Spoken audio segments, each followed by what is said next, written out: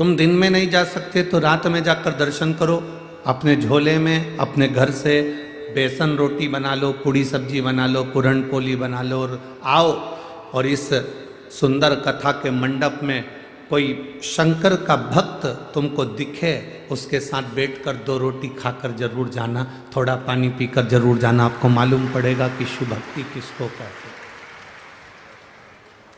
उससे पूछो कि इस कथा के मंडप में जो बैठा हुआ है, कथा के मंडप में बैठे हुए हो, तुम्हें ठंड नहीं लग रही, तुम्हें गर्मी नहीं लग रही, तुम यहाँ पड़े हुए हो, कहाँ भोजन कर रहे हो, कैसे रह रहे हो, उससे उसका अनुभव पूछो।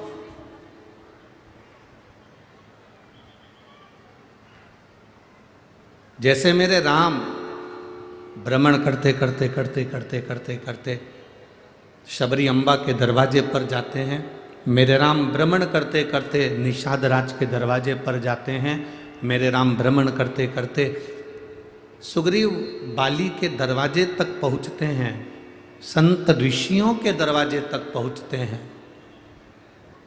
शिव महापुराण की कथा कहती है, जो भगवान शंकर की कथा का रसस्वादन दिल से, आनंद से, भाव से श्रवण करता है, तो जैसे राम शबरी के दरवाजे पर जाते हैं, जब हम भगवान शंकर की अविरल भक्ति में डूब जाते हैं और भजन में डूब जाते हैं, तो एक दिन राम हमारे भी दरवाजे पर पहुंच ही जाते हैं। ये निश्चित है। और तेरी कृपा बिना न हिले एक भी अणु, लेते हैं श्वास तेरी कृपा से तनु तनु। हे गंगाधार मुक्ति द्वार ओंकार तू, भोले ओंकार तू, आयो शरण तिहारी शंभु तार तार तू। शिव कथा कर रही है, भगवान शंकर का संवाद कर रहा। सबसे पहली राम कथा का गायन किसने करा? जम के बोलो जरा, सब लोग बोलो। सबसे पहली राम कथा का गायन करा किसने? केवल एक देवाधिदेव महादेव ने। सबसे पहली रामचरित मानस की रचना किसने करी? बोलते जाओ जरा जल्दी जल्दी। सबसे पहली रामचरित मानस की रचना किसने करी? देवाधिदेव महादेव। रामायण की रचना करने वाले भी शिव हैं और राम कथा का वाचन करने वाले भी शिव, कोई दूसरा नहीं है।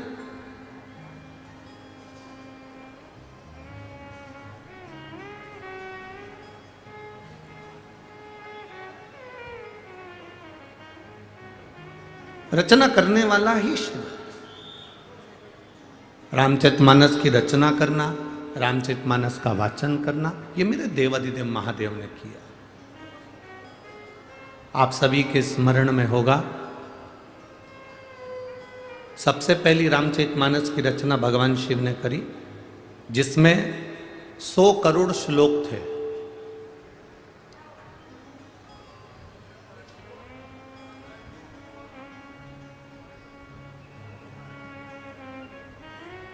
भगवान शंकर ने अपने हृदय में रख रखी थी।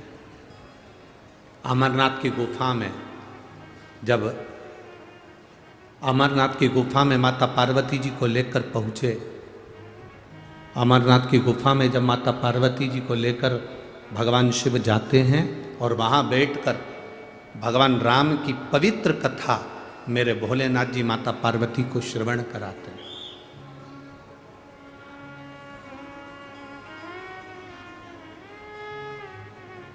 बीच बीच में थोड़े थोड़े प्रश्न सम्मुख में आते हैं।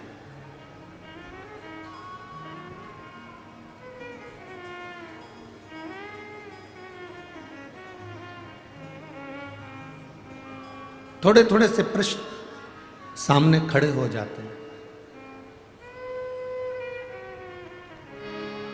स्वयं माता पार्वती जी ने शंकर भगवान से पूछ लिया था, बाबा आप जिस रामचरितमानस की रचना कर कर अपने हृदय में रखे हो और जो कथा आप मुझे श्रवण करा रहे हो, इसमें कितने श्लोक हैं? शिव जी ने कहा इसमें 100 करोड़ श्लोक है। 100 करोड़? हाँ। पार्वती जी ने सुना, समय निकला, कथा पूरी सुनी, कैलाश पर आकर बैठे, सब दूर चर्चा हो गई कि रामचरितमानस की रचना भोलेनाथ जी ने करी और उसमें 100 करोड़ श्लोक हैं जो शंकर भगवान ने अपने हृदय में रख रखे।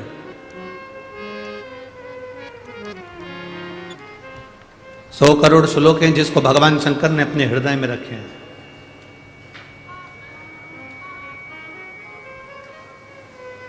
मनुष्य, देवता, राक्षस तीनों भगवान शिव जी के सामने आकर हाथ जोड़कर खड़े हो गए, तीनों सम्मुख में।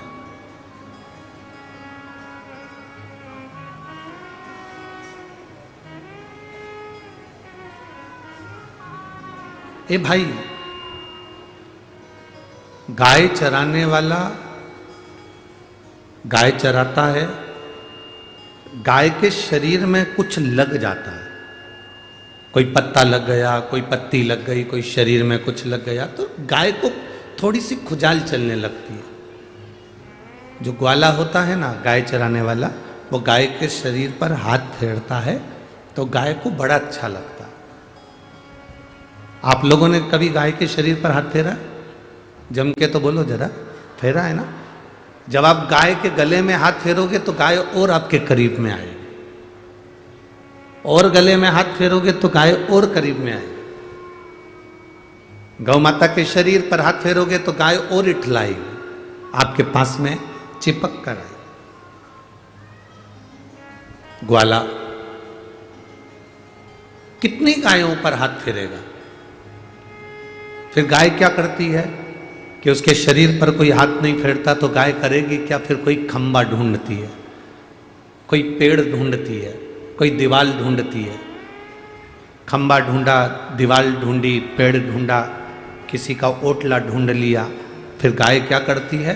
वहां जाकर अपने शरीर को घिसती है। आप लोगों ने देखा है ना? है? देखा है ना? पक्का।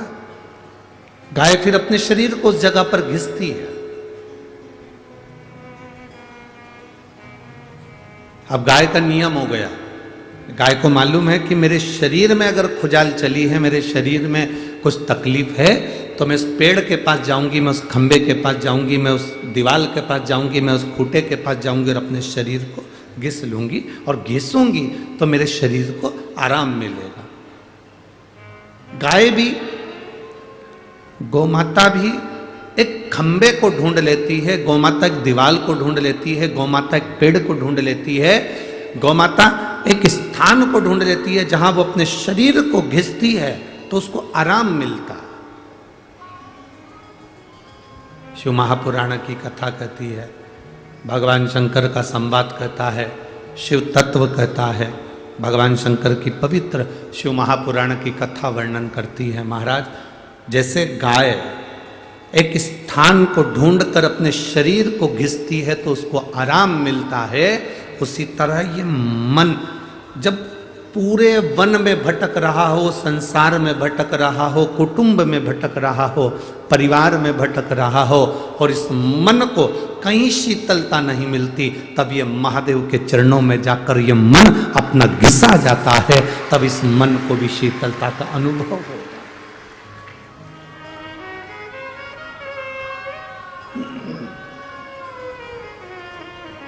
तब इस मन को भी शीतलता का अनुभव होता है, इस मन को भी आनंद का अनुभव होता है, इस मन को भी श्रेष्ठता का अनुभव होता है, ये मन भी आनंदित होता है। हमारा एक निवेदन है, पूरे जितने श्रोता भाई बहन यहाँ कथा सुन रहे हैं और जितने टीवी पर सुन रहे हैं, जितने मोबाइल पर सुन रहे हैं, उन सब से अपनी आंखों में आंसू भरकर कभी महादेव के पास मत जाओ।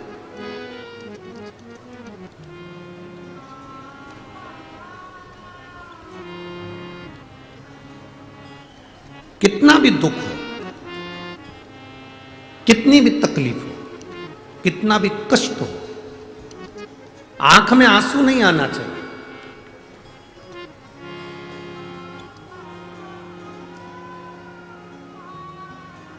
तुम्हें क्या लगता है कि मैं भगवान के पास जाकर रोऊंगी या मेरे आंख के आंसू भगवान देखेंगे? मेरे नैनों के आंसू अगर भगवान देखेंगे तो मेरी जल्दी सुन लेंगे, ऐसा होता है? अरे बोलो तो जम के। भगवान तुम्हारे नेत्रों के अश्रु से तुम्हारी बात नहीं सुनते। भगवान का एक नियम है कि तुम कहीं पर भी बैठकर दिल से उसको पुकार लोगे ना, तुम्हें आंसू बहाने की जरूरत नहीं पड़ेगी, वो उसी समय प्रकट हो ही जाए, उसी समय। और शंभो शरणे पड़ी मांगू घड़ी रे घड़ी, दुख काटो दया करी ने दर्शन आओ। शंभो शरणे पड़ी मांगू घड़ी रे घड़ी, दुख काटो करी ने दर्शन आओ। जरूरी नहीं कि आप शिव जी के सामने जाएं तो रोएं।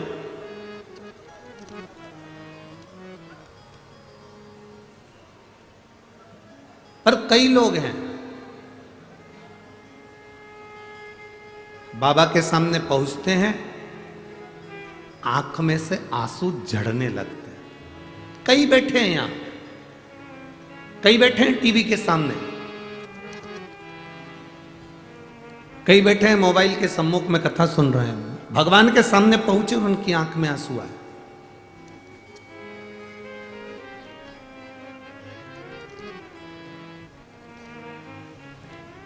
क्या कारण है कि भगवान के सामने पहुंचते हैं, भगवान देवाधिदेव महादेव के साक्षी में पहुंचते हैं और चोंगे जैसी आवाज आ रही है, चोंगे की आवाज कम करो बाबू।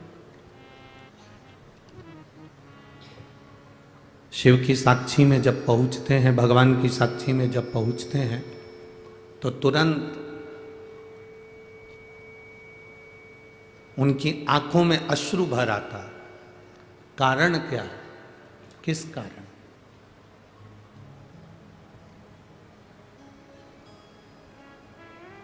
वो कारण है कौन सा? शिव महापुराण की कथा कहती है वो केवल एक कारण है। व्यक्ति भगवान पर इतना भरोसा कर लेता है, इतना भरोसा कर लेता है, इतना विश्वास दृढ़ कर लेता है कि जब उसके सामने पहुंचता है तो वो दिल से नहीं कह पाता, आंख से आंसू बहाकर मेरे महादेव से कह देता है। उसके नयन के अश्रु बह रहे होते हैं, आंख से आंसू निकल रहे होते हैं। वो नहीं चाहता कि मैं रोऊं, वो नहीं चाहता कि मेरी आंख से आंसू बहे, वो नहीं चाहता कि मेरी आंखों में अश्रु आए। पर महादेव को जैसे ही वो देखता है, महादेव के सामने जैसे ही वो पहुंचता है, उसकी आंख से आंसू बह जाते हैं, बहते हैं। ये केवल आपके साथ नहीं होता। जिसको आप दिल से चाहते हो ना, उसको देखते से ही आंख में आंसू भर आते हैं।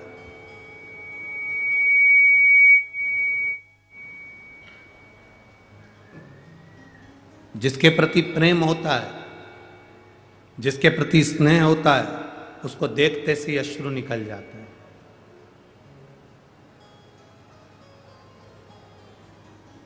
एक मिलन का बिंदु है।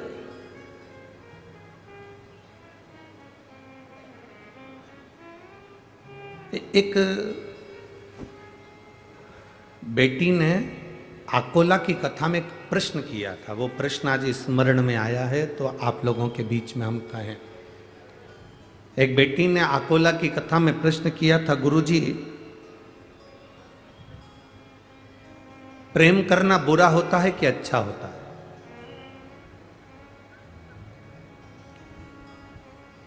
बोलो रे 40 गांव वाले, तुम्हारे गांव का नाम ही 40 गांव है, एक जगह पे 40 कबल है? तो प्रश्न का उत्तर भी तुमको देना चाहिए। हमारा तो एक गांव का रहने वाले, कोई आकोला का रहने वाला, कोई दुलिया का रहने वाला, कोई औरंगाबाद का रहने वाला, कोई छत्रपति संभाजी नगर, कोई कहीं, कोई कहीं, कोई कहीं, पर तुम्हारे तो गाँव का नाम ही 40 गांव है।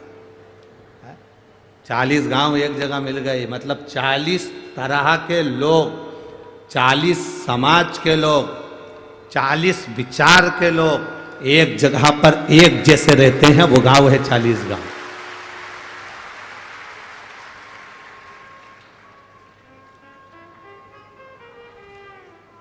चालीस तरह के लोग एक साथ रह रहे हो जहां,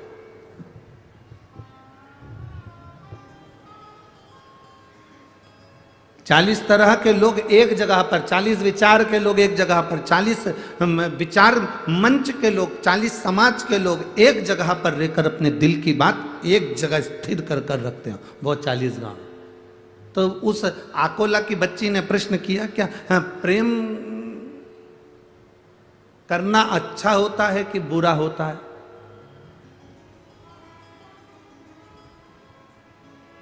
देव जरा उत्तर देव।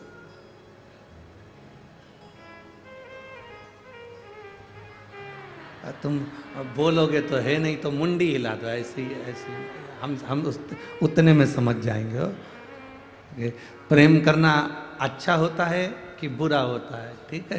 तो आप कहो जो आपकी मर्जी पड़े, आप अपने मन से रख लो, पर हमारी भाषा में तो हम इतना कहेंगे, प्रेम करना अच्छा होता है, पर 35 टुकड़े होकर अटैची में भरा जाए ऐसा बुरा होता है।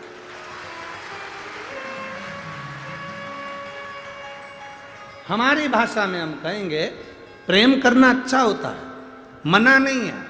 राधा कृष्ण का भी प्रेम है, राम लक्ष्मण का भी प्रेम है, एक बाप और बेटी का भी प्रेम है, एक बहन बहन का प्रेम है, एक स्नेह बहनों का भी होता है, भाई का भी होता है। प्रेम करना मना नहीं है, पर ऐसा प्रेम करना बेकार है जिसमें तुम्हारे टुकड़े होकर तुम्हें फ्रिज में भर दिया जाए या अटैची में भर दिया जाए, वो प्रेम बेकार है। वो प्रेम हमारी दृष्टि में पूर्ण तरह से बेकार। आप प्रेम करो भगवान शिव से, आप प्रेम करो अपनी विद्या से, आप प्रेम करो अपनी पढ़ाई से,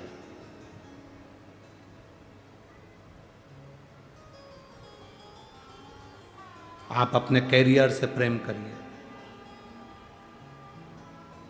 आप अपने लक्ष्य से प्रेम करिए, आप अपनी उमंगता और उत्साह से प्रेम करिए। जिंदगी में मुझे कितना भी दुख मिले और मैं भगवान के भरोसे पर चलूं, यह आत्मीय प्रेम है। आत्मीय हम मना नहीं करेंगे कि ये कई लोग बड़ी गुरुजी, कई लोग कहते हैं महाराज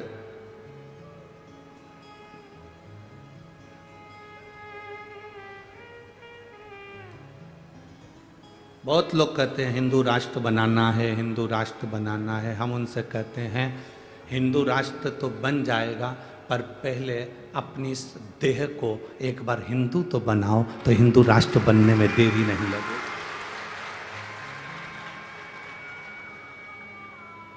हिंदू राष्ट्र बनने में देरी नहीं लगेगी, पहले ये देह, ये शरीर हमारा हिंदू तो बने। आज घर में रहने वाले 4 भाई एक दूसरे को खाने दौड़ रहे हैं। आज परिवार में रहने वाले 5 लोग आपस में बोल चाल नहीं रहे हैं। सास अपने कमरे में पड़ी रहती है, बहू अपने कमरे में पड़ी रहती है, बेटी आती है और मिली जुली झोला लिया, सामान भरा, वो चली। रिश्तेदार आए, उनका काम निकला, वो चले। हिंदू राष्ट्र बनने से पहले अपने शरीर को, अपनी देह को हिंदू बनाना पड़ेगा। वो हिंदू बनाने का सबसे सुंदर तरीका है कि हमारा पूरा परिवार हफ्ते में कम से कम एक बार साथ बैठकर भोजन करे और एक बैठकर भजन करे। हम चले हैं कि हिंदू राष्ट्र बनाना है, हिंदू राष्ट्र, पर पहले अपने शरीर को, अपनी देह को तो हम हिंदू बनाएं। हमारे घर में 4 लोग रह रहे हैं, चारों अलग अलग दिशा में। बेटा बाप की नहीं सुनता, बाप बेटे की नहीं सुनता, पत्नी पति की नहीं सुनती, पति पत्नी की नहीं सुनता, भाई बहन की नहीं सुनता, बहन भाई की नहीं सुनता, भाई भाई की नहीं सुनता, कोई किसी को सुनने को तैयार नहीं है। परिवार में रह रहे हैं, पर ऐसे रह रहे हैं जैसे कि ना जाने कौन सा युद्ध इनके बीच में हो गया। कोई किसी को पूछने को तैयार नहीं, कोई किसी से बोलने को तैयार नहीं, कोई किसी का आदर करने को तैयार नहीं, कोई किसी का सत्कार करने को तैयार नहीं। अपने परिवार में, अपने घर में एक दिन ऐसा बनाओ जिस दिन मेरा पूरा घर का बच्चा बच्चा एक साथ बैठे और एक साथ बैठकर भोजन करे, अपने विचार सामने रखे, अपनी भावनाएं सामने रखे।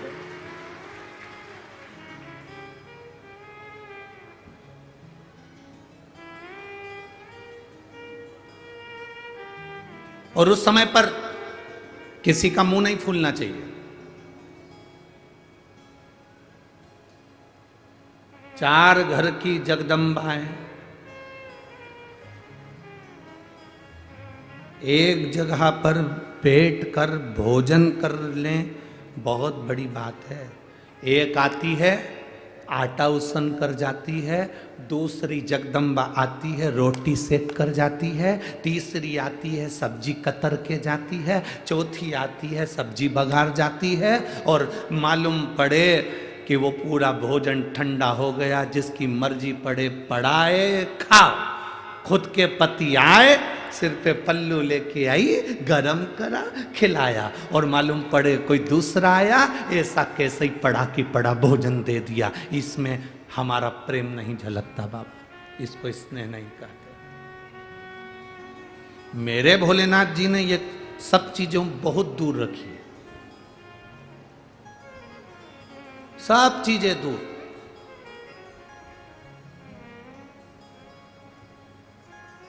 सब बातें तो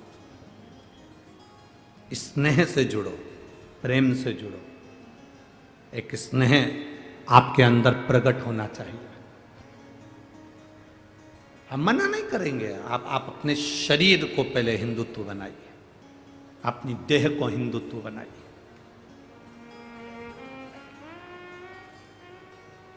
अगर आज मालूम पड़े कि हम आपस में लड़ते रह जाएं, हम आपस में झगड़ते रह जाएं, तो आने वाले समय में फिर हम एकजुट रहकर नहीं रह सकते, एकजुट होकर नहीं रह सकते। आए मेरे महादेव ने के सामने, मेरे शंकर जी के सामने देवता भी आए, असुर भी आए,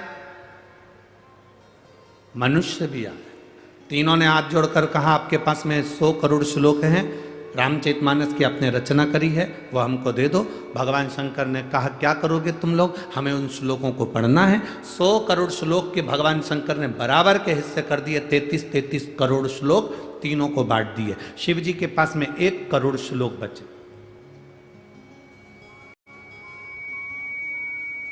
मेरे महादेव के पास में 1 करोड़ श्लोक बचे। थोड़ी देर बाद मनुष्य देवता राक्षस फिर आ जाते हैं। आपके पास में 1 करोड़ श्लोक है महादेव, वो भी हमको दे दीजिए। भगवान ने 33 लाख तीनों को दे दिए। शिव जी के पास में 1 लाख श्लोक बचते हैं। थोड़ी देर बाद मनुष्य देवता राक्षस फिर आ जाते हैं। बाबा आपके पास में 1 लाख श्लोक हैं। शिव जी ने 33 हजार तीनों को बांट दिए। भगवान शंकर ने 33 हजार तीनों को बांट दिए। शिव जी के पास में 1000 श्लोक बचे। थोड़ी देर बाद मनुष्य देवता राक्षस फिर आ गए। भोलेनाथ आपके पास में 1000 श्लोक हैं। शंकर भगवान ने 3300 श्लोक तीनों को बांट दिए। शिव जी के पास 100 श्लोक बचे, मात्र 100 श्लोक। थोड़ी देर बाद मनुष्य देवता राक्षस फिर आ गए। बाबा आपके पास में 100 श्लोक हैं। भगवान ने 33 श्लोक तीनों को बांट दिए। शिव जी के पास एक श्लोक बचा। थोड़ी देर बाद मनुष्य देवता राक्षस फिर आ गए, बाबा आपके पास में एक श्लोक है। शंकर भगवान ने सोचा श्लोक एक है, लेने वाले 3 हैं, इनको बांटू कैसे? तो समझ में आया कि जो श्लोक लिखा था वो अनुष्टुप छंद का था। संस्कृत के अनुष्टुप छंद में 32 अक्षर होते हैं, तो शंकर भगवान ने 10-10 अक्षर तीनों को बांट दिए। शिव जी के पास में मात्र 2 अक्षर बचे। थोड़ी देर बाद मनुष्य देवता राक्षस फिर आ गए।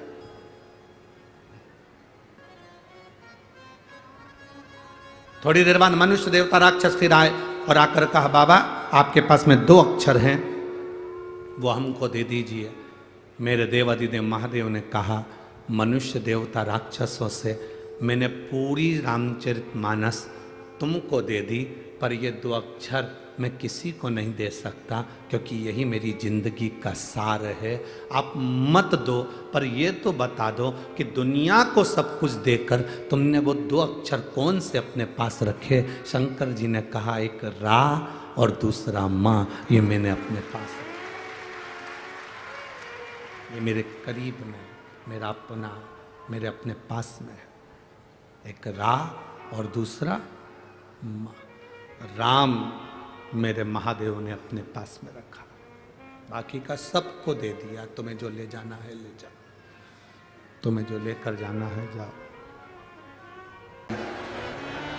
अपने स्थान पर बैठकर भगवान शिव से अपने मन की बात बड़े भाव के साथ दिल से प्रार्थना करें। बाबा से अपने मन की बात भाव के साथ करें। जितने कार्यकर्ता खड़े हैं वो भी बैठेंगे। बार बार ये अपने नगर में, अपने 40 गांव में शिव पुराण नहीं होती। बाबा से अपने मन की बात दिल के साथ जहाँ जगह मिल जाए वहाँ बैठ जाओ और बोलो। खड़े रहकर कोई प्रार्थना ना करो, जहाँ जगह मिले वहाँ बैठकर प्रार्थना करें। भाव से पुकारेंगे, भाव से बाबा से विनती करें। श्री शिवाय नमस्तु। श्री शिवाय नमस्तु। श्री शिवाय नमस्तु। श्री शिवाय नमस्तु। श्री शिवाय नमस्तु। भोला सब दुख काटो ओ भोला सब दुख काटो।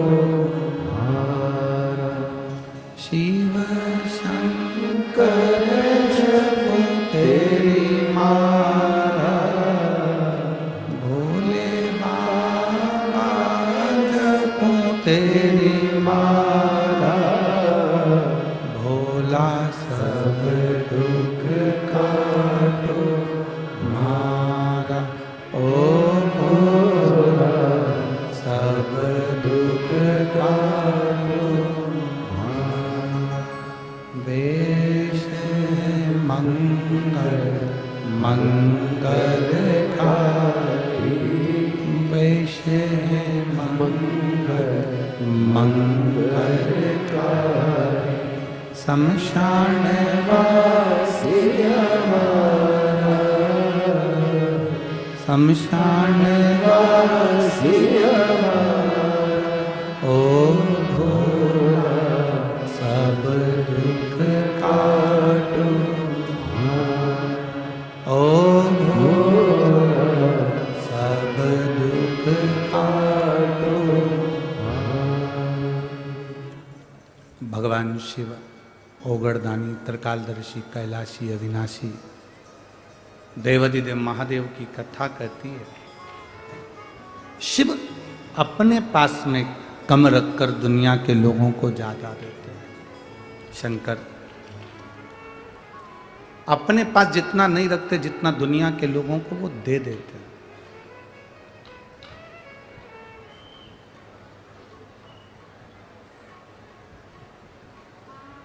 एक बात बताओ जरा, एक तरफ तुम्हारी उम्र केवल 7 दिन की है,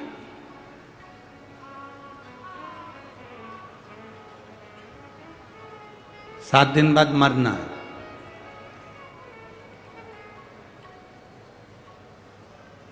और एक तरफ तुम्हें कोई 7 लाख रुपए दे दे और भगवान का इन दोनों में से कुछ चुन ले, 7 लाख चाहिए कि 7 दिन की उम्र? 7 दिन बाद या तो तुझे मरना पड़ेगा, या तू 7 लाख रुपए ले ले, या फिर अपनी 100 साल की उम्र ले ले। बताओ क्या चुनोगे? 7 दिन की उम्र है और 7 लाख रुपए मिल रहे हैं, तो वो 7 लाख रुपए का करोगे क्या अगर जिंदा ही नहीं रहोगे तो? अगर जीवित ही नहीं रहे, ये शरीर ही नहीं रहा, तो फिर वो उम्र का क्या करोगे आप? उस उम्र से क्या मतलब? 7 लाख से क्या मतलब है?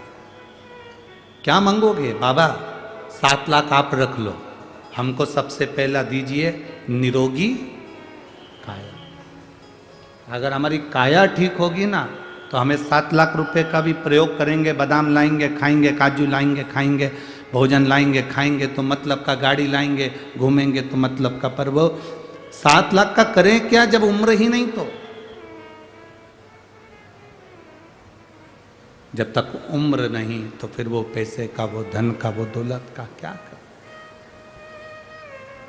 और ये प्रत्येक जितने मानव हैं इस सब के साथ ऐसा ही होता है। सवेरे 8 बजे से लेकर शाम के 8 बजे तक, रात्रि के 9 बजे तक दुकान पर बैठा बैठा बैठा बैठा बैठा कमाया कमाया कमाया कमाया कमाया, कमर में डिस्क की प्रॉब्लम हो गई, शुगर बीपी, क्योंकि समय पर भोजन नहीं करता तो शुगर बीपी का भी थोड़ा सा तकलीफ हो गया, और आँखों की ज्योति भी बेकार हो गई, श्रवण शक्ति बेकार हो गई, मानसिक थोड़ा सा याददाश्त कमज़ोर पड़ गई, शरीर ढलता गया ढलता गया ढलता गया ढलता गया। अब तुमने कमाया तो बहुत, ढेर सारा कमाया, अब कमाया इतना सारा और मालूम पड़े शरीर ढलता गया ढलता गया ढलता गया। इकट्ठा कर कर बैंक में रखा था 25-30 लाख रुपए, जिंदगी भर कमाते कमाते आखिरी में शरीर में रोग हो गया, और रोग होने के बाद दिखाने के लिए नासिक में गए या छत्रपति संभाजी नगर दिखाने के लिए शरीर को गए, और डॉक्टर ने कहा 5 लाख रुपए की जांच होगी, 3 लाख रुपए की जांच होगी, 4 लाख रुपए की जांच होगी। जांच करी, कमाया था 25 लाख, जोड़ के रखे थे, और मालूम पड़े वो सारे के सारे धीरे धीरे धीरे धीरे शरीर की बीमारी में लगते चले गए। तो फिर जोड़ने का फायदा क्या हुआ?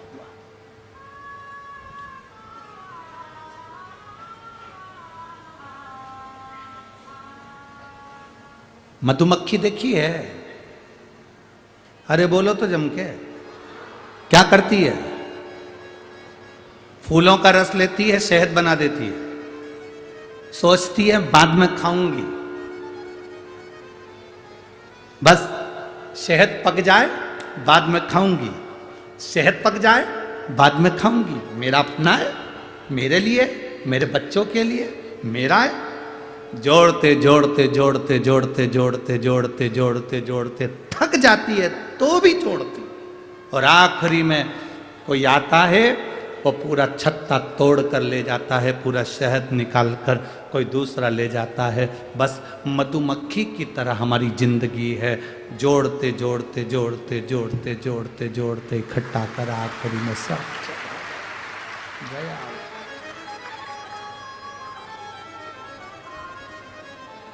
शंकर जी की कथा क्या कहती है, बाबा भोलेनाथ जी का चरित्र क्या कहता है, शिव महापुराण की कथा क्या कहती है, भगवान शंकर का चरित्र क्या कहता है कि प्रतिदिन ऐसे जियो, रोज की जिंदगी तुम्हारी ऐसी जियो, प्रतिदिन की जिंदगी तुम्हारी ऐसी जियो कि कल आएगा कि नहीं आएगा पता नहीं है, आज ही फुल एंजॉय में जीना है, फुल एंजॉय। अलमारी में साड़ियां भरी पड़ी हुई है और घर में साड़ी ऐसी पहन रहे हो कि पूरे छीतड़ा छीतड़ा निकल रहा है। तुमसे अच्छी तो रोज पोछा लगाने झाड़ू लगाने जो आती है ना, ऐसी टिपटाप होकर आती। 6,000 रुपए महीना तुम्हारे घर से मिलता है, 7,000 रुपए महीना तुम्हारे घर से मिलता है, 9,000 रुपए महीना तुम्हारे घर से मिलता है, इससे ज्यादा कोई देती भी नहीं होगी हो, फालतू की बात। वो काम करने वाली बर्तन मांजड़े, झाड़ू लगाए पोछा लगाए, वो तुम्हारे घर में काम करने आए, तुम्हारे बच्चों को संभालने आए, वो टिपटाप रे 5-6 हजार में, और तुम 50,000 रुपए महीना कमाओ तो भी मुसद्दी लाल जैसी। बैठो क्या मतलब का जीवन। कई बार तो तुम अपनी नौकरानी से पूछ लेती है, क्यों री आज तो बड़ी टिपटाप दिख रही है।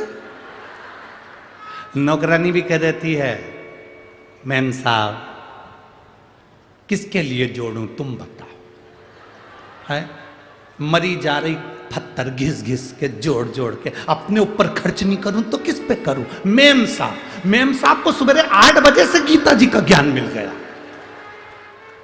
और स्वयं सामने गीता खड़ी ज्ञान भी दे रही, तो भी मेम साहब की शुद्ध नहीं, वही निकाल ली, वही पहन ली, अलमारियों में जमी है, देवर के लड़के की शादी होगी तब ये वाली पहनूंगी, उससे पहले निपट गई तो कौन भरोसा।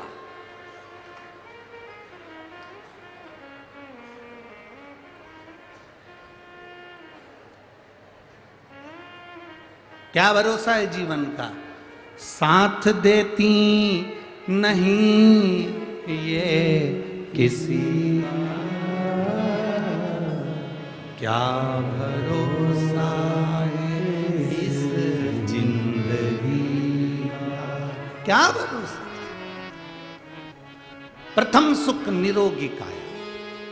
आप दुनिया के कितने बड़े करोड़पति हो, हमने पहले भी एक बार कथा में कहा था, जलगांव की कथा में कहा था, दुनिया का सबसे बड़ा सेठ, दुनिया का सबसे बड़ा पैसे वाला, दुनिया का सबसे अमीर व्यक्ति, दुनिया का सबसे करोड़पति व्यक्ति, दुनिया का सबसे अमीर व्यक्ति कौन है। तो हमने जलगांव की कथा में कहा था, दुनिया का सबसे बड़ा सेठ वो है जिसके सोने वाले कमरे में, जिसके बेडरूम में कोई दवाई नहीं है, वो दुनिया का सबसे बड़ा सेठ है।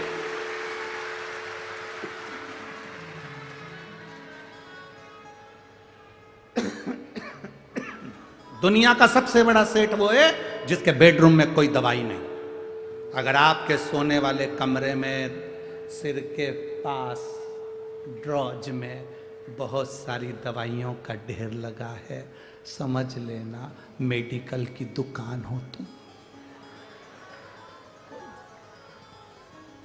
कोई कुछ नहीं कर रहे तुम, सिर के पास में बहुत सारी दवाइयाँ, नींद की 2-3 गोली लेना पड़ती है, थायराइड की गोली लेना पड़ती, बीपी की गोली लेना पड़ती, शुगर का इंसुलिन लेना पड़ता। और काय के लिए? तो हमें तो लगता है तुम केवल तिजोरी में जो धन रखा है उसकी चौकीदारी कर कर के मर जाओगे और उसका भोग नहीं कर पाओगे, उसका भोग नहीं कर सकते। अपने धन का, अपने पद का, अपनी कुर्सी का सदुपयोग करो, जैसे ये सांसद जी ने अपनी कुर्सी का सदुपयोग करा और आज ये शिव महापुराण की कथा करवाई।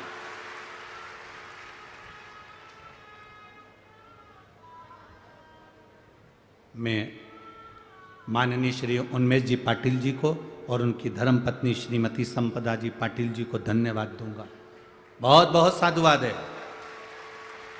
आपने अपने क्षेत्र में कितना भी रोड बनवाया हो, कोई भी काम करा हो, पर उससे बड़ा काम आपने ये कर दिया कि क्षेत्रवासियों के कल्याण हेतु उनका दिल था, कोई कोई तो जा नहीं पाते थे सीहोर तक, कोई जा नहीं पाते थे जलगांव तक कथा सुनने, उनके लिए तुम गंगा जी को खींचकर 40 गांव तक लिया।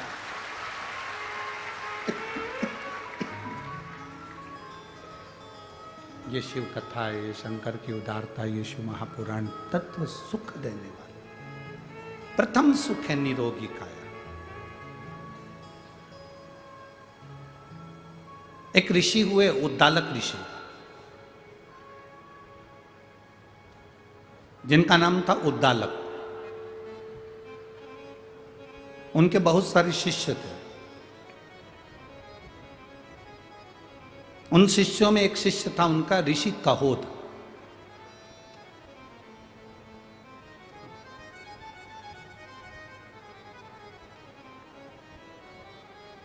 ऋषि कहोद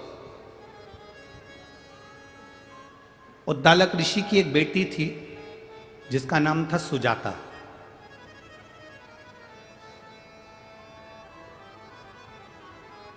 सुजाता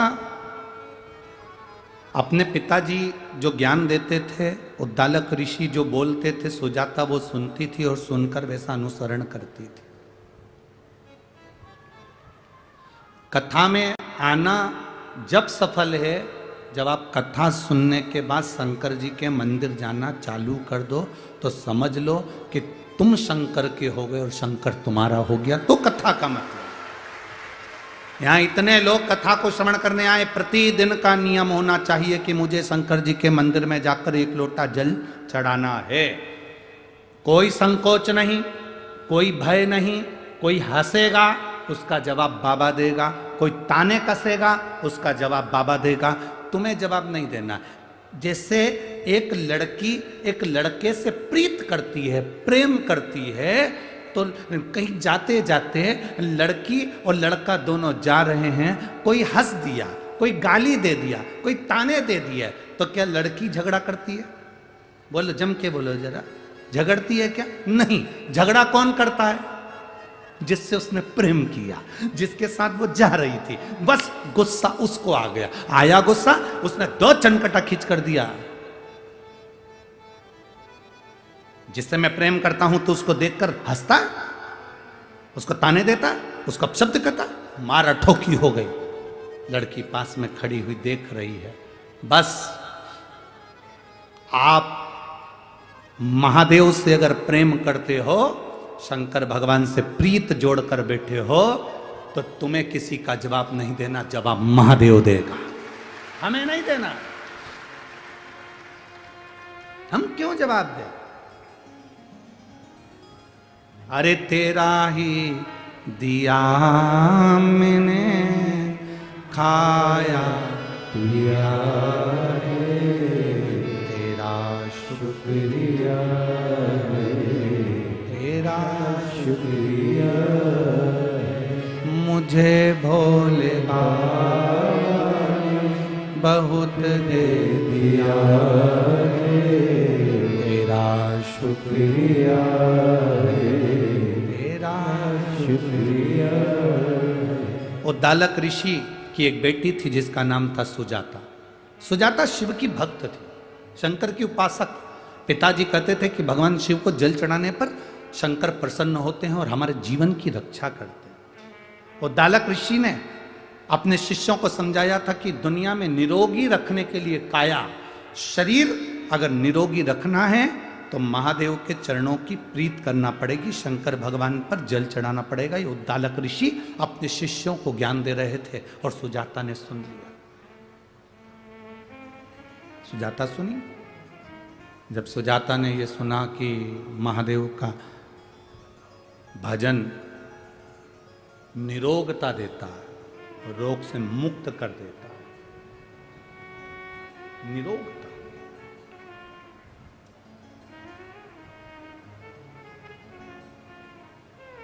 शिव की भक्ति निरोगता देती है। एक पत्र है,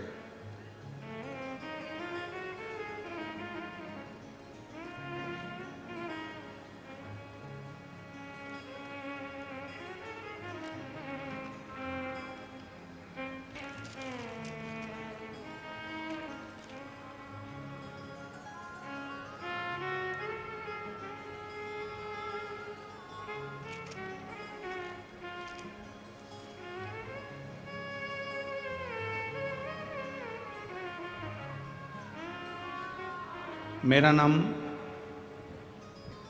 नीलाबाई पेमा चौहान है। उम्र 65 साल। तलोंदे दिगर, तहसील 40 गांव की रहने वाली हूँ। कहीं बैठी हैं? हाथ हिला दो एक बार। श्री शिवाय नमस्तुभ्यं। 40 गांव की रहने वाली हूँ। मेरा मोबाइल नंबर ये है। गुरुजी, मेरे गांव के भाग खुल गए जो ये शिव महापुराण की कथा मेरे गांव में आ गए। प्रणाम। 2023 जनवरी में मेरे पति की तबीयत अचानक खराब हो गई थी। उन्हें पेट में दर्द होने के कारण उनको बहुत ज़्यादा तकलीफ हुई, तो उनको हम 40 गांव के आनंद हॉस्पिटल में दिखाया। टेस्ट करवाने पर डॉक्टर ने कहा कि इनको पेट में गठान हो गई है, वह गठान की जांच कराओ, हो सकता है कि वो कैंसर की गठान। गठान का थोड़ा सा हिस्सा ऑपरेशन करके निकालना होगा, जांच को भेजना होगा। हम लोग बहुत घबरा गए। मेरे पति की हालत दिन प्रतिदिन खराब होती चली गई। डॉक्टरों ने तुरंत ऑपरेशन का कह दिया। ऑपरेशन का बोला, ऑपरेशन डायबिटीज के कारण बस नहीं हो पा रहा था, तो थोड़ा समय लग गया। अब करें तो करें क्या, बड़ी तकलीफ आई। गरीबी गरीबी होती है गुरुदेव, कैसे कहाँ से धन लाकर लगाएं।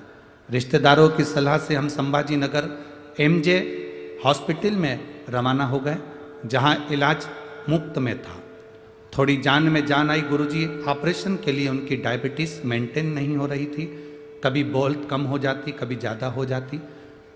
पूरा 2 महीने वहीं हॉस्पिटल में रहे। दोनों बच्चे परेशान हो गए। आप कथा में 1 लोटे जल का वर्णन करते हो गुरुदेव। हमने बाबा से विनती करी कि इनका ऑपरेशन हो जाए। बाबा की कृपा से उनका ऑपरेशन हुआ, गठान निकाली। वो गठान में से जांच के लिए गई तो मालूम पड़ा, मुंबई से जब रिपोर्ट आई तो इनको कैंसर आया। जब कैंसर आया 8 दिन रिपोर्ट को आने में लग गए और मालूम पड़ा तो कैंसर था। बड़े घबरा गए, तकलीफ चालू हो गई। मेरे बेटे ने, डॉक्टर ने कहा कि बेटों को बुला लो। हमने बेटों को बुला लिया और डॉक्टर ने बताया कि इसमें कैंसर है। हम लोग घबरा गए। डॉक्टर से इलाज का कहा तो डॉक्टर कहते हैं कैंसर भी ऐसा है कि कोई संभल नहीं सकता। बड़ी तकलीफ में आ गए। तब किसी हॉस्पिटल में बैठी हुई एक महिला ने कहा कि तुमने कभी पशुपति व्रत करा है? आप पशुपति व्रत चालू करो। हमने पशुपति व्रत करना चालू करा। उनको घर पर लेकर आ गए।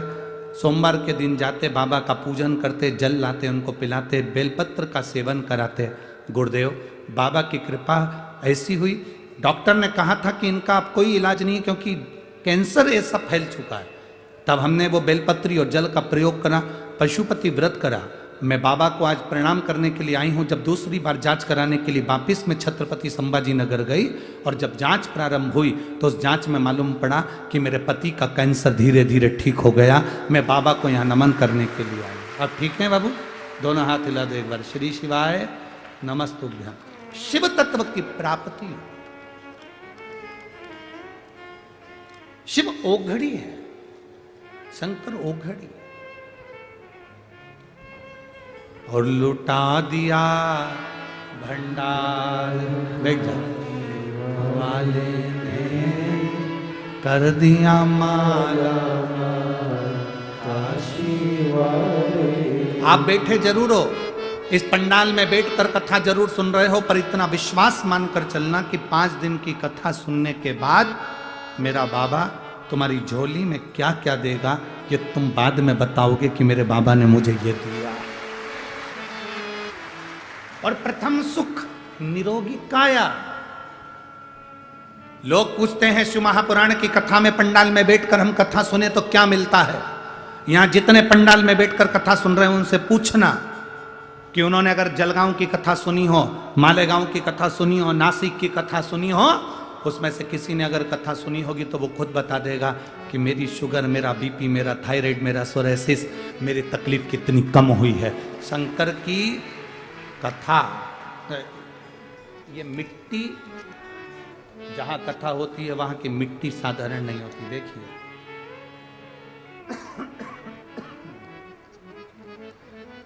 सो ममता अतुल सिंह चौहान, भड़गांव जिला जलगांव। कहीं बैठी हैं? कहीं बैठी हो तो हाथ हिलाओ। हाँ दिख गए, ठीक है, ऐसे हाथ हिला दो एक बार, ठीक है। सोममता अतुल सिंह चौहान, भड़गांव जिला जलगांव। मैं शिव महापुराण को नमन करती हूँ। पहली बार एक दिन की कथा मैंने मालेगांव में सुनी थी। पहले तो मैं टीवी पर कथा सुनती थी। गुरुदेव कथा में बताते हैं कि कथा स्थल की रज महत्वपूर्ण होती है। हमने पहले भी आप लोगों को कहा, जब यहाँ से जाते हो ये मिट्टी, जब आप आरती कर कर यहाँ से निकल कर जाओ, कर्पूर गौरम होने के बाद जब जाओ, पूरी कथा सुनो। बीच में जाने का भी मौका लगे तो प्रयास करो कि मैं बीच में नहीं जाऊं। 3 घंटे की कथा सुनकर रज को अपने शरीर पर लगाकर जब हम जाते हैं तो ना जाने कितने रोगों से हम दूर हो जाते हैं। क्योंकि हम नहीं कह रहे, आपके पास में अगर गीता प्रेस गोरखपुर की शिव महापुराण की कथा हो, गीता प्रेस गोरखपुर की अगर पुराण हो, तो उस पुराण को पढ़कर देखना। शिव महापुराण के विद्येश्वर संहिता में लिखा है, भोलेनाथ जी माता पार्वती जी से कहते हैं, तुमरुका जी चंचुला देवी से कहते हैं, सुनो वेद व्यास जी अपने भक्तों से कहते हैं, सुनो चंचुला, जहां शिव महापुराण की कथा होती है वो भूमि भूमि नहीं रहती। 12 ज्योतिर्लिंग, सारे तीर्थ और कैलाश पर्वत 5 दिन और 7 दिन वहां निवास करते हैं। गुरुदेव मेरी सासू मां पैर की अकड़ के कारण चल नहीं पाती थी, पलंग से उठ नहीं पाती थी। वो पलंग पर ही रहती थी, बिस्तर उनसे नहीं छूटा। सालों हो गए थे गुरुदेव, डॉक्टरों का इलाज कराते रहे, मालिश करते रहे, पर उससे भी कभी पाँव में उनको आराम नहीं मिला।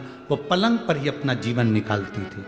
मैं जब पहली बार जलगांव की कथा सुनने आई तो वहाँ से थोड़ी सी मिट्टी वहाँ से उठा कर ले गई और बाबा को प्रणाम कर कर लेकर मैं वो मिट्टी अपने घर पर पहुँची। मेरी सास मुझसे पूछी, तू कथा सुनी आई? मैंने कहा क्या लेकर आई? मैंने कहा ये मिट्टी लेकर आई हूँ, कल से अपन दवाई नहीं लेंगे और इस मिट्टी को शरीर पर लगाएंगे। मेरी सास ने शरीर पर मिट्टी लगाना प्रारंभ करा और मैं बाबा को नमन करने के लिए आई हूं। जो मेरी सास इतने सालों से पलंग पर पड़ी थी, वो सास आज मेरी पैदल चल सकती है और मंदिर तक जाकर लोटा भर जल चढ़ा सकती है। मैं शिव को नमन करने आई। ये शिव तत्व। बैठिए बहन, एक बार वापिस हाथ हिला दो। हर हर महादेव। शिव तत्व की प्राप्ति है शंकर की अविरल कथा।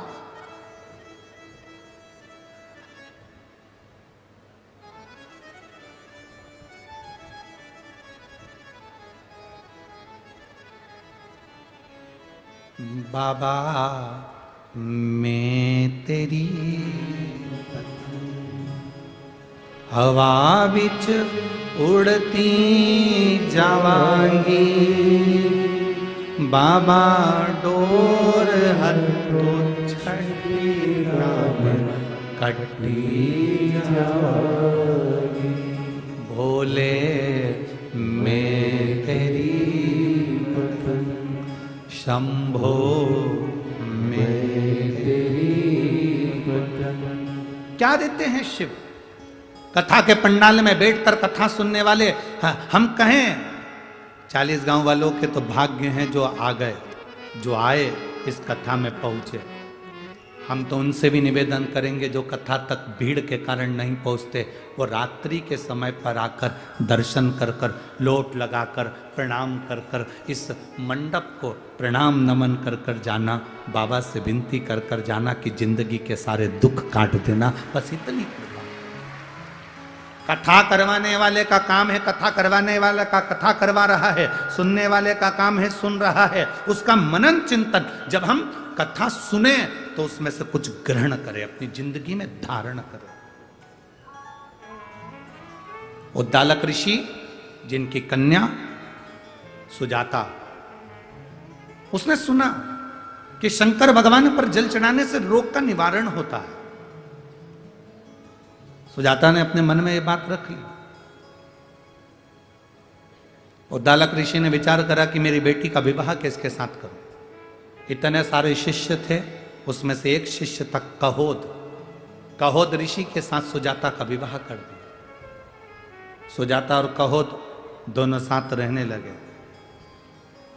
बेटी ने अपने पिता के बतलाए हुए ज्ञान को इतना धारण कर लिया था, सुजाता ने इतना ज्ञान को धारण कर लिया था, इतना धारण कर लिया था कि उसका जो गर्भ ठहरा, गर्भ में जो बच्चा था, जब कहोद ऋषि सुजाता का पति जब कहीं अपने ससुर के कहने पर, जब ससुर आते नहीं आश्रम को संभालने के लिए, विद्यार्थियों को पढ़ाने के लिए, और कह देते कहोद जाओ आज तुम शिष्यों को पढ़ाओ, तो कहोद ऋषि जब अपने शिष्यों को पढ़ाते ससुर के कहने पर, तो जो धर्म पत्नी थी उसके गर्भ में जो बच्चा था, कहोद ऋषि एक श्लोक बोल दिए। श्लोक जैसे ही बोला तो गर्भ का बच्चा बोला कि ये श्लोक गलत है, इसको सही करो। गर्भ का बच्चा बोलता है ये श्लोक गलत है, इसको सही करो। कहोद ऋषि को क्रोध आ गया, अपनी पत्नी को घूर कर देखा क्रोध में कि मेरे पत्नी के गर्भ में जो बच्चा है वो भीतर से बोल रहा है। कहोद ऋषि को क्रोध आया और हाथ में जल लेकर उसने श्राप दे दिया कि मेरी पत्नी के गर्भ में जो बच्चा है वो विकलांग पैदा हो।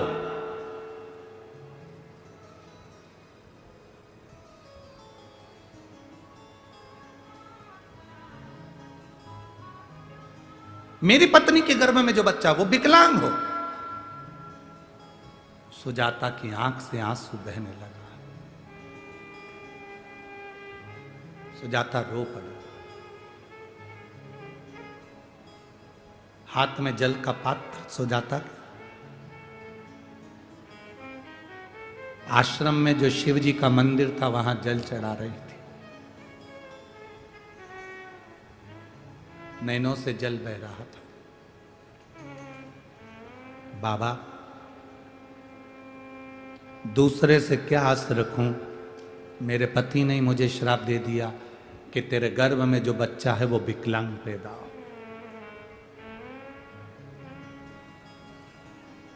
अब श्राप तो कभी गलत नहीं हो सकता ना बाबा।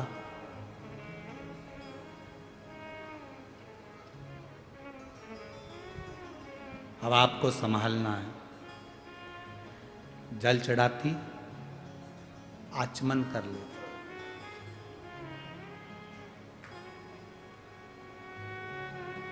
कभी आपने देखा होगा, आप लोगों में से कितने लोगों ने देखा, सुनने के बाद हाथ उठाना, अभी नहीं हो, कितने लोगों ने देखा किसी को ये कार्य करते हुए? कभी आप लोगों ने देखा होगा कि जैसे ये शिवलिंग है, ये जलाधारी है, सामने से पानी बहता है, यहां और यहां कई लोगों को आपने देखा होगा कि वो इस तरह से दबाते हैं। जो शिवलिंग है, शिवलिंग जलाधारी, यहां से पानी बहता है, ये गोल, और यहां पानी अपन चढ़ाते हैं तो वो पानी बहकर इधर निकलता। तो ये जो चरण जैसे बने, आप लोगों ने कई भक्तों को देखा होगा कि वो जल चढ़ाने के बाद वहां ऐसे ऐसे शिव जी के उन भाग को दबाते हैं। आप लोगों में से किसी ने देखा है कभी? शिव कृपा करे।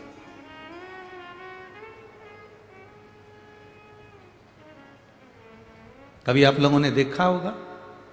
किस किसने देखा? जरा हाथ उठाओ। देखा है सबने? वहां चरण को लोग ऐसा ऐसा धीरे धीरे दबाते हैं। क्यों दबाते हैं? कारण क्या?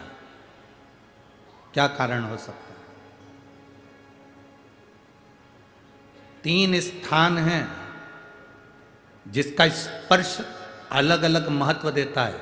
आज 40 गांव की इस कथा में ये चरित्र निकला है, तो जरा अच्छे से समझ लेना। 40 गांव की कथा, प्रभु श्री राम शिव महापुराण की कथा जो चल रही है, अवध में राम जी विराजमान होने वाले हैं, उसकी प्रतिष्ठा उत्सव के अवसर पर, उसको अच्छे से समझ। 3 जगह स्पर्श करने का फल क्या है? एक, जहां से जलाधारी से पानी बहता है, जो गणेश और कार्तिकेय का स्थान है, उधर हम दबाते हैं, स्पर्श करते हैं, एक वो स्थान। दूसरा, बीच में जो अशोक सुंदरी की जगह है वहां स्पर्श करते हैं। और तीसरा, जो गोल जलाधारी का जो भाग गोल है हम उसका स्पर्श करते हैं। ये 3 जगह, अब उसको समझेंगे। 3 जगह स्पर्श का महत्व समझें। मान लो डॉक्टर ने कह दिया कि तुम्हारे गर्भ में जो बच्चा है उसके हृदय में छेद है, तुम्हारे गर्भ में जो बच्चा है इसकी धड़कन नहीं आई है, तुम्हारे गर्भ में जो बच्चा है वो मानसिक विकलांग लगता है, तुम्हारे गर्भ में जो बच्चा है सोनोग्राफी करने के बाद में, अल्ट्रासाउंड करने के बाद में कोई डॉक्टर कहे कि तुम्हारा बच्चा ऐसा है, उस समय पर तुम्हें एक प्रतिक्रिया प्रारंभ करना चाहिए। शिव जी को जब जल चढ़ाने के लिए जाओ, जल चढ़ाने के बाद में जो ये चरण है जहां से पानी बहता है वहां दोनों साइड बैठकर उस चरण को कम से कम 5 से 7 बार दबाना चाहिए। और दबाने के बाद उस हाथ का स्पर्श अपने उदर पर करना चाहिए और श्री शिवाय नमस्तुभ्यम या ओम नमः शिवाय या नमः शिवाय या महामृत्युंजय मंत्र का स्मरण कर लेना चाहिए। 15 दिन के बाद वापिस जांच कराओ, डॉक्टर खुद कहेगा कि अब तुम्हारा बच्चा स्वस्थ है, तुम्हारे गर्भ में जो बच्चा है वो स्वस्थ है।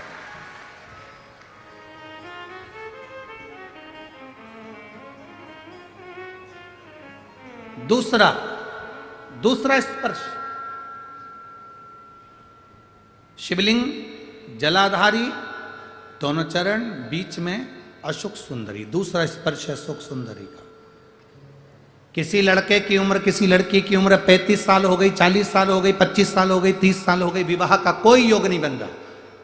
ज्योतिष आचार्यों ने कहा मंगल है, शनि है, ये राहु है, केतु है, सब बोल दिया। आप अपना जल चढ़ाओ महादेव को, जो लड़का लड़की हैं वो जल चढ़ाएं, बेलपत्री का स्पर्श अशोक सुंदरी वाली जगह पर कर कर शिव जी को चढ़ाएं और 2 मिनट उस अशोक सुंदरी की जगह का स्पर्श कर कर अपने मन की बात श्री शिवाय नमस्तुभ्यम कहकर या पंचाक्षर या षडाक्षर मंत्र कहकर उस स्थान का स्पर्श कर कर बाबा से विनती करें। 3 से 4 महीने में संबंध जमेगा ही, ये निश्चित है। स्पर्श उस अशोक सुंदरी वाली जगह का होना चाहिए। स्पर्श। तीसरा स्थान, शिवलिंग का तीसरा स्थान है जलाधारी, पार्वती जी की कटी, पार्वती जी का हस्त कमल, गोल भाग। हृदय रोग हो, हार्ट अटैक के लिए बोल दिया, बाईपास कराने का बोल दिया, छल्ला डालने का बोल दिया, कोई पाइप डालने का बोल दिया, कोई एक्सीडेंट का योग बन गया, कोई ऐसा योग बन गया, कोई व्यक्ति मंदिर तक भी नहीं पहुंच रहा है, आप अगर जल चढ़ाकर उस व्यक्ति का नाम स्मरण, गोत्र स्मरण कर कर इस गोल भाग पर अगर अपने हाथ का स्पर्श करेंगे, उसको दबाएंगे और दबाकर बाबा से श्री शिवाय नमस्तुभ्यम कहकर अपने मन की बात कहेंगे, आपको लगभग 1 से 2 घंटे में जवाब मिलेगा कि वो व्यक्ति अब ठीक होना प्रारंभ हुआ। ये 3 स्थान हैं, 3 स्थान। देखो अलग अलग जगह होती है दबाने, तुम सासू के पांव दबाओ और गला दबाओ, 2 में से जगह है, ठीक है। पांव दबाओगे तो क्या मिलेगा? बोलते जाओ, अलमारी की चाबी। गला दबाओगे तो क्या मिलेगा? अंतर है कि नहीं है? बोलो बोलो, जम के बाद बोलो। अंतर है ना?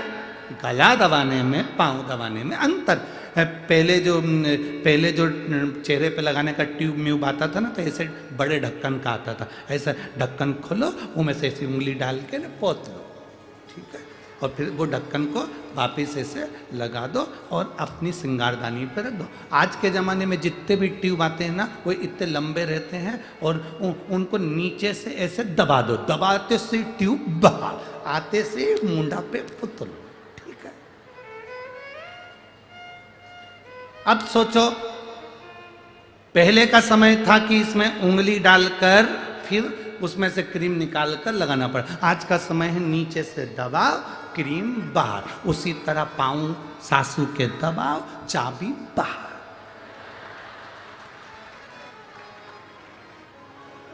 पांव दबाओगे और चाबी मिलेगी, अंगूठी, चेन, हाथ। तुम रोज सांस को सांस मत समझो, क्रीम समझो, ब्यूटी क्रीम। तुम रोज रोज दबाओ, जैसे रोज चेहरे पे लगाने के लिए क्रीम को दबाते हो तो रोज निकल कर आता है। तुम 2-3 महीने रोज सास की पाँव की मालिश करो, पाँव दबाओ, सास भी एक दिन कह देगी ले मम्मी तुम मेरा अकेली को दोगी और जीजी को जेठानी को नहीं दोगी तो उसको बुरा, वो दबा रही क्या मेरे पाँव? पाँव तो तूने दबाए ना, ले जा जा। एक प्लाट, सोने की चैन, चाबी जो दबाता है उसको मिलता है। तुम प्रैक्टिकल करके देखो, आज से चालू। तुम यहां से जाने के बाद जब चालू हो जाओगी तो सास भी सोचेगी आज महाराज क्या बोला है। आज जिंदगी में वो कहते ना सूरज कहां से निकल गया इतना, आज महाराज ने क्या बोला।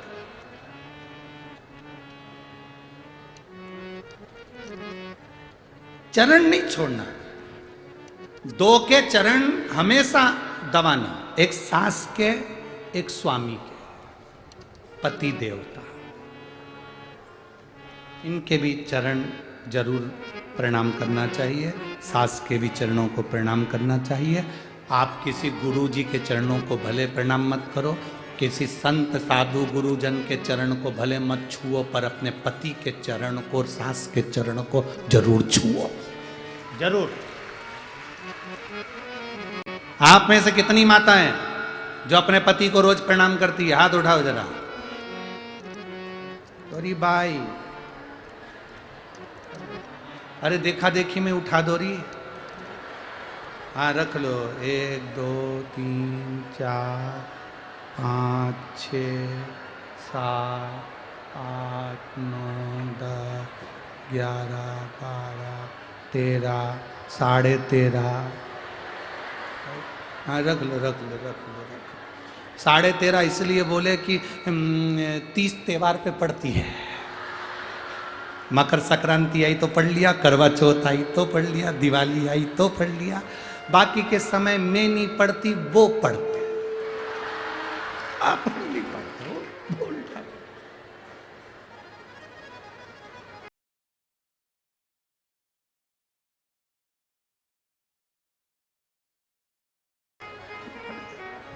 पढ़ना चाहिए, परंतु दीन बंधु दयालु दया कीजिए, कल से जो अपने पति को प्रणाम नहीं करे उसे उठा लीजिए। अरे प्रणाम करने में कुछ जाता है क्या? करना चाहिए। पहली बार तुम्हें शर्म आएगी, सिर पे पल्लू लेकर पढ़ लो। पति को भी पहली बार पांव पड़ाने में शर्म आएगी, 500 का नोट देगा कि कभी जिंदगी में उसने अच्छा काम किया है, प्रणाम किया। करना चाहिए। हार हार महादेव, प्रणाम करने में पीछे नहीं हटना, प्रणाम करो। 3 जगह फिर समझ लेना। जितने लोग आस्था चैनल पर कथा सुन रहे हैं, जितने टीवी के माध्यम से सुन रहे हैं, जितने पंडाल में सुन रहे हैं, अच्छे से समझ लेना। 3 स्थान, पहला जहाँ से चरण में से जल बहता है गणेश कार्तिकेय का स्थान, दूसरा अशोक सुंदरी का स्थान, और तीसरा माता पार्वती जी का हस्त कमल। हम यहाँ तक कहेंगे कि अगर तुम्हारे शरीर में डॉक्टर ने कह दिया कि बाईपास कराना पड़ेगा या छल्ला डालना पड़ेगा, हम उससे भी कहेंगे कि अगर तुम प्रतिदिन शंकर जी के मंदिर में पैदल जल चढ़ाने जाओगे और यहाँ स्थान पर अगर तुम स्पर्श कर कर जल चढ़ाकर पीना प्रारंभ करोगे या बेलपत्र खाना प्रारंभ करोगे, आपको बाईपास कराने की जरूरत नहीं पड़ेगी, छल्ला डलवाने की जरूरत नहीं पड़ेगी। यहाँ तक शरीर काम करना प्रारंभ कर देगा। स्थान है कुछ, उन स्थानों को हमें दे, वो स्थान। शिव कथा कह रहे हैं, भगवान शंकर का संवाद करा। कहोद ऋषि ने अपनी धर्म पत्नी सुजाता को श्राप दे दिया कि तेरे गर्भ में जो बच्चा है वो विकलांग पैदा होगा। पर जो शिव ने सोचा, रोती हुई सुजाता हाथ में जल लेकर महादेव को समर्पित करती है और चरण पकड़ लेती है। चरण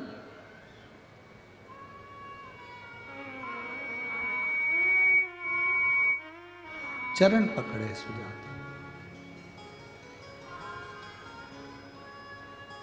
और अच्छे से समझ लो, बच्चा माइंड से विकलांग है। डॉक्टर ने कहा इस बच्चे का विकास नहीं हो रहा, बच्चे की बुद्धि काम नहीं कर रही है, बच्चे का शरीर काम नहीं कर रहा है, कहीं हाथ कहीं पैर में कहीं तकलीफ हो रही है, बच्चे का विकास नहीं हो रहा। 4 साल का हो गया, 5 साल का हो गया, 6 साल का हो गया, बुद्धि काम। तो उस जगह पर भी आप बच्चे से कहोगे ना, बेटा शिव जी को जल चढ़ाने जा रहे हो ना, तो ये जो 2 चरण है ना जहाँ से पानी बहता है वहाँ स्पर्श कर कर आया करो और पानी पिया करो चढ़ाने के बाद। आप 15 दिन 20 दिन उस बच्चे से करवा कर देखो, कितना भी माइंड से हम यहाँ तक कहेंगे जिस बच्चे की कोई शरीर में विकास नहीं और बच्चा कहीं पड़ा रहता है, मुंह में से राल टपकती रहती है, उस बच्चे के लिए भी अगर ये प्रयोग करोगे तो 2 से 3 महीने में वो बच्चा अपने आप धीरे धीरे शरीर का विकास होना प्रारंभ हो जाएगा। वो स्थान ऐसा है, वो जगह ऐसी है, वो जगह की मूलता, उस जगह की महत्व। बोल बम का नारा है, अच्छे जम के बोलो जरा, बोल बम का नारा है। उस स्थान की मूलता बढ़ जाती है, उस स्थान की मूलता। अब सुजाता रो रही है, शिव जी के चरण पकड़ लिए सुजाता, दबा रही है चरण। जल चढ़ाने के बाद जो चरण दबाया, रोती रोती कह रही है मेरे पति ने मुझे श्राप दिया है, तेरे गर्भ में जो बच्चा होगा वो विकलांग पैदा होगा, तेरे गर्भ में जो बच्चा है वो विकलांग होगा। मेरा श्राप है, इसके गर्भ में जो बच्चा है वो विकलांग होगा।